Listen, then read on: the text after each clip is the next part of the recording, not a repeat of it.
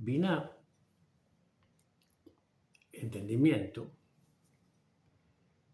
Binah, este edificio que construimos, entre comillas, no sin esfuerzo, escribía mi hermano en un poema, referido a un tal La Roca, vecino, que construyó un edificio de 4 pisos al lado de casa. Binah Construcción es la madre decimos lo que estudiamos y aprendemos Kabbalah, y Matatá, la madre de todas las emociones, todos nuestros movimientos, emociones de conductas, acciones que afectan el cuerpo, se observan en el cuerpo, el lenguaje corporal, la ira, la furia, el miedo, la alegría, el desagrado, esas emociones básicas. Hace poco yo compartía una foto que refería que un minuto de ira afecta el sistema inmunológico entre 3 y 4 horas. Debilita el sistema inmunológico entre 3 y 4 horas, pero un minuto de risa fortalece el sistema inmunológico por 24 horas. Esto afecta fisiológicamente esa emoción. Deberíamos no reaccionar. Las emociones son reacciones del cuerpo, conductas que tienen que ver con, de acuerdo a nuestro marco epistemológico, otra vez Binah, este edificio, que uno construye otra vez, no sin esfuerzo.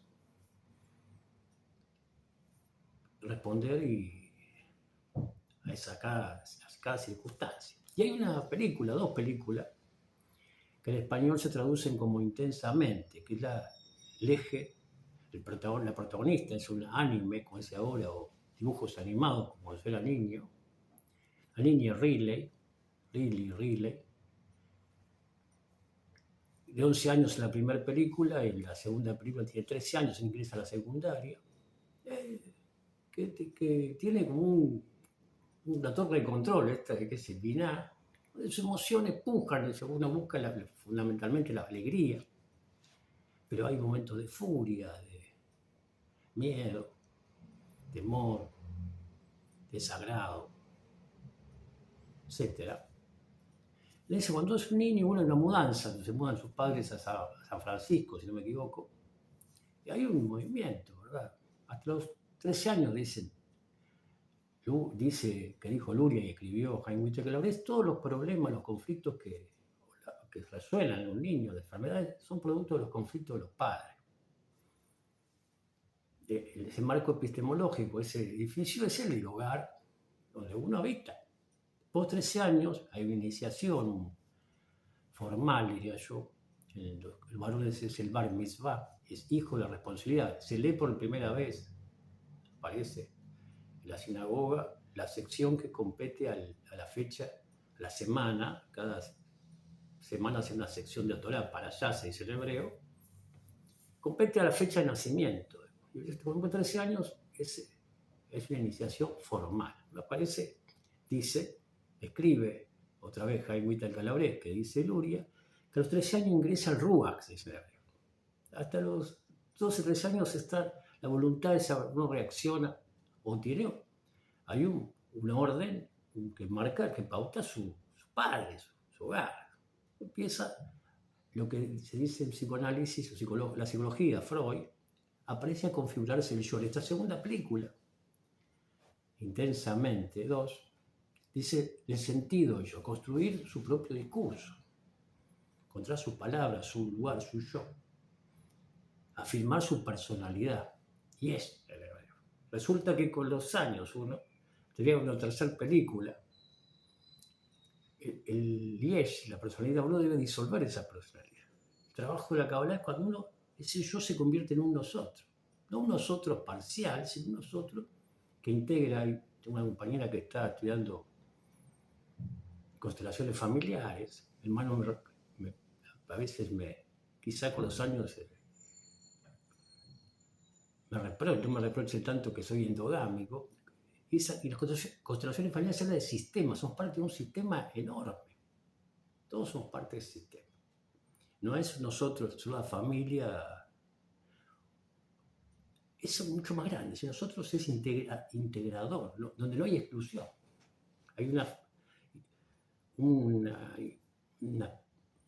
momento en la película que se llama La Redota, que habla del éxodo de Artigas, histórico en Uruguay, basado en un libro, donde Artigas, el protector de los pueblos libres,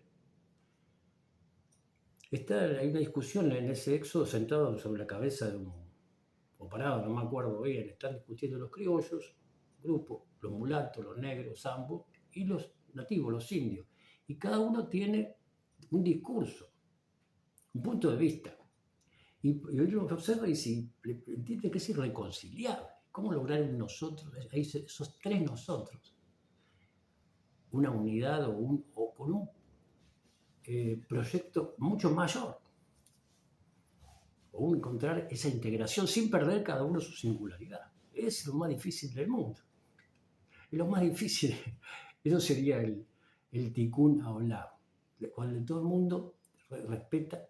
La compañera decía, no se puede hablar, se puede hablar. Hay blogs, canales de YouTube, infinidad, no da la vida para leer todo lo que hay, escuchar todo lo que hay, con distintos puntos de vista, discursos, ¿no? Yoes, que reflejan a nosotros, quizás para algunos se identifican, eso que Freud llama psicología de la masa, análisis del yo, no sé. Pero no hay un debate entre todos esos que cada uno dice lo que le parece que piensa. Decía no todas las opiniones son respetables, uno puede opinar, pero no significa que uno pueda, hay opiniones falaces, sin ese edificio, ese Binah es muy precario, no tiene un sustento. En fin. A mí me gusta el título en inglés de la película. En la segunda parte aparecen otras emociones que son la vergüenza, el aburrimiento, ese adolescente que está confrontando con otro yo, que se están en configuración, Luria dice que dijo y escribió, a veces ese Ruan no aparece a los 13 años, se demora encontrar esa, y a veces ese yo se cristaliza y es difícil disolverlo, salirse de esa no necesita afirmar ese aspecto fascista. Hay un compañero de estudio que la esposa le dijo, sos un fascista. Todos tenemos un fascista. ¿Qué es un fascista? Un fascista es aquel que quiere imponer un régimen, un punto de vista. Hay que levantarse a la mañana a tal hora, hay que comer, desayunar así, cenar atá, Cada uno tiene que encontrar su orden. Y eso es lo más difícil de todo, la convivencia entre 2, 3, cientos, miles de personas. Entonces, a mí me gusta el título en inglés, decía, más que intensamente, que es Inside Out. Inside Out se traduce como salir, sacar de adentro, o de adentro hacia afuera. Al revés se traduce en inglés literalmente. Y hay un término en hebreo que es afijá, dar vuelta. Dar vuelta. Hay una meditación de Abraham Abulafia, siglo XIII, que se canta, afijá, dar vuelta, eso es cómo uno mide, cómo calcula su medida, fijama, que se canta, fijama, hayabá, que se canta, se entra en un trance. Para poder dar vuelta, hay una película que le gustaba a mi padre, llamaba El antesala del infierno, tal vez estar ahí en YouTube, de Kirk Douglas, el protagonista, un policía que persigue a un hombre, un médico que hace abortos ilegales. Entonces en un momento se entera de una trama que hay detrás de ese, con su propia mujer, no puede tener hijos. Entonces dice, me gustaría sacar mi cerebro y ponerlo debajo de esta canilla. Dice, es literal, la metáfora es interesante, sacar el cerebro y lavarlo. Es dar vuelta, pero es más que el cerebro es algo material. Dar vuelta en nuestro Binah, nuestro edificio. Eso es Bitul Ayesh, quizás. Disolver, que es el grado más alto, tener la sabiduría, Jogma, más que Binah. Lo tenía que construir primero yo. En el Binah está el lenguaje, Safa en hebreo, es la orilla entre dos mundos, entre lo espiritual y lo material. El lenguaje es eso. Nombrar el alma de las cosas. Entonces esta película, hay yo entiendo que es un sentimiento, una emoción que es la tristeza. en azul esta tristeza. Y la tristeza permite como una especie de procesador, porque uno empieza en la adolescencia, sobre todo cuando es joven, a empezar a tener lazos afectivos, a relacionarse, amistades, que se puede poner el deseo, le gusta un chico, le gusta una chica. Entonces empieza a confiar, podríamos decir, se compromete con un otro, se compromete con un proyecto social o político, se compromete con la religión. Uno cuestiona quizás a veces esa pauta de su hogar, ese mandato, eso que tiene que ver con el orden. Y hasta el adolescente empieza pero quizás la teoría, eso que el otro dice, porque el otro es un otro que es distinto que yo y tiene como yo tengo mis contradicciones, no tiene sus contradicciones, y a veces los compromisos son parciales. Y uno sabe por la teoría, yo lo imprimí, es una frase que se lee atrás, a ver si ponemos aquí para que se vea. Dice, escribió Quino y muestra Mafalda, un día miré bien la teoría porque en teoría todo está bien, que es la episteme, que es ese marco teórico, pero no debe ir a la doxa, a la práctica, aquello que decía Max Weber, una instancia práctica entre lo que uno piensa, entre su punto de vista y la realidad. Por eso, con los años, yo afirmo, quizá que esta frase de Bertrand Russell dice que el problema del mundo es que los ignorantes están seguros de todo, y los inteligentes, yo digo las personas sensibles, tenemos duda, porque su punto de vista, otra vez, se controla ese fascista que hay dentro de uno, y uno de su punto de vista va mutando, porque hay movimientos en la vida. En la práctica uno ve que su punto de vista no responde a toda la realidad, o se hace más amplio ese punto de vista. Pero cuando uno es más joven, ese punto de vista es acotado. Entonces, en la práctica, esto que dice Max Weber, la clase práctica, uno va reconsiderando ese edificio, dar vuelta y ve que reestructura ese punto de vista. Y otra vez, la tristeza es el procesador, porque uno a veces es traicionado en esa, se compromete con un otro y el otro lo traiciona su confianza. Y es difícil. Entonces, eso da tristeza, un sentimiento de tristeza. Un partido político, una ideología. Uno ve que hay un discurso, pero en realidad es otra. La religión, que sería lo espiritual. Uno ve que hay un discurso, pero en realidad no se cumplen con lo que dice el texto. Hay una película, Traidor, lo recomiendo, un musulmán, Samir se llama, que va preso y que toda por la célula, digamos, terrorista, y se compromete, pero ve que esa gente no cumple. En una escena también que están tomando alcohol y la región musulmana dice que no hay que tomar alcohol. Entonces el tipo mantiene su creencia, pero entiende que la gente, el ser humano, no hay una disonancia entre lo que dice y lo que hace. Y la tristeza tiene que ver con ese. Entonces es un sentimiento muy refinado, la tristeza, quizás el sentimiento más sutil, decía, por lo que el tango es un sentimiento triste que se baila. ¿Por qué? Porque hay una ausencia, la tristeza. La saudade, tristeza non te un fin, dicen los portugueses, brasileños. Saudade, uno es un migrante.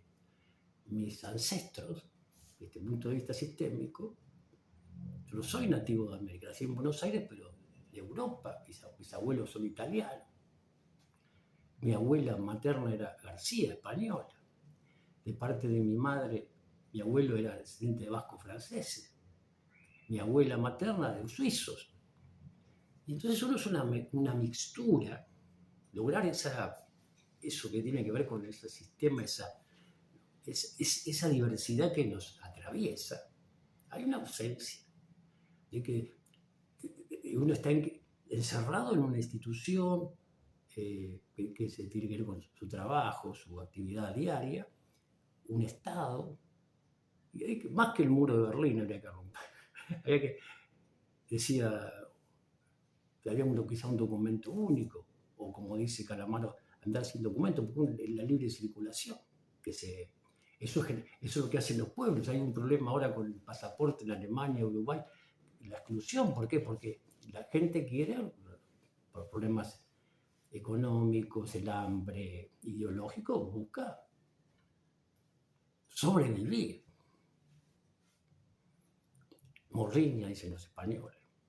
Nostalgia. Hay un tango que dice, no tiene nostalgia, tristeza.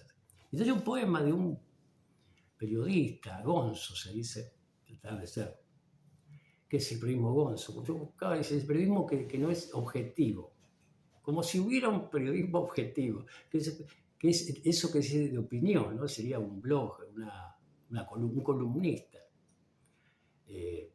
Cada canal de televisión es una empresa, cada diario, decía don Arturo Jaureche. Cuando tengo una opinión formada de algo, leo La Nación. La Nación es un diario que fue fundado en la segunda mitad del siglo XIX por Bartolomé Mitre, fue un escritor, un presidente de la República argentino. Los dueños son sus descendientes. Ahora está Macri, hay un montón de gente. Es un diario ultraconservador y liberal. Entonces es cierto, no tengo una opinión, leo la Nación, y entonces confronto con esa opinión de la Nación, esos dichos, porque seguro que están distorsionados. O como dice un secularista argentino, dice, lo que viene del norte hay que desconfiar de lo que viene del norte. Autoestima, autoayuda, esas palabras que nos dejan solos. Entonces escritor, también participó en unas bandas, un Charles Bukowski rioplatense, diría yo, fallecido, Enrique Sims. Bueno, Rondito Ricota con Patricio Rey como monologuista, Los Piojos, la versión de Gargabal, en Uruguay con La Tabaré, una banda. Y el poema se llama Tristeza.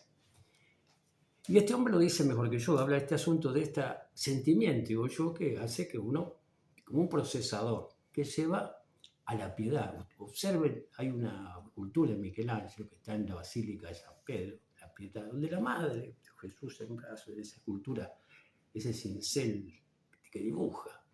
Hay una tristeza, pero la tristeza lleva a la piedad. Tiene que ver con el gran movimiento hasidú, pietista, que nos hace Hasidim. Creo que la piedad tiene que ver con Gesed, que es el día uno, el día de la convivencia, donde todo está unido. De ahí diversidad, pero hay una unidad. Yom Ejad. Y la cualidad es el amor. Abba. Y dice este hombre sobre la tristeza, sobre estos asuntos de la unidad. Dice, el sufrimiento es el dolor del tiempo. La angustia, la memoria del desamparo. Y la depresión apenas una cobardía del cuerpo. El único dolor que confiere nobleza es la tristeza. La tristeza del mono cuando comprendió que lo había atrapado el profesor del universo. La tristeza del árbol cuando entre sus ramas congeladas comenzó a escuchar los cuchicheos desesperados de los pájaros. O la tristeza del hombre primitivo, volvió a quedar atrapado en la jaula de la nostalgia. O la tristeza de mi abuelo, cuando vio desaparecer la ferretería, luego la tintorería, y comprendió que pronto iba a esfumarse en la nada el bar en donde él había construido 20 años atrás su hogar nómade. Esa es la tristeza de un niño ya un poco más grande encontrando en los cables el cadáver de algún barrilete, que remontó hace mucho, la tristeza de rememorar, la tristeza de un niño pequeño en la playa inventando historia dentro del castillo de arena que va construyendo, historia que el mar inmediatamente destruirá, tratando de enseñarle al niño las consignas de la existencia. Que nada es real, que todos están solos, que la ausencia es eterna. A veces, locamente, me parece comprender el contenido de todos los argumentos, el origen de todas las historias y hasta el destino de todas las intrigas. No es que tenga la pretensión de haberlo vivido todo, ni siquiera lo he soñado todo. No guardo en los bolsillos de mi memoria la versión maquinográfica de todo lo que existe. Pero igual, todas las voces me resuenan conocidas, como si ya las hubiera escuchado, y todos los paisajes me parecen vistos, como si ya los hubiera visto. Escucho la misma canción en la letra de todas las canciones. Sin embargo, no es que guardo en la memoria de mis ojos el largo laberinto de todos los reflejos. Entonces, ¿cómo es posible que sienta que a todo sea amado? Que todo lo he llorado y que a todos he perdido. Es como si en una instancia imposible, un misterioso filamento luminoso uniese todo cuanto existe y aún lo que no existe.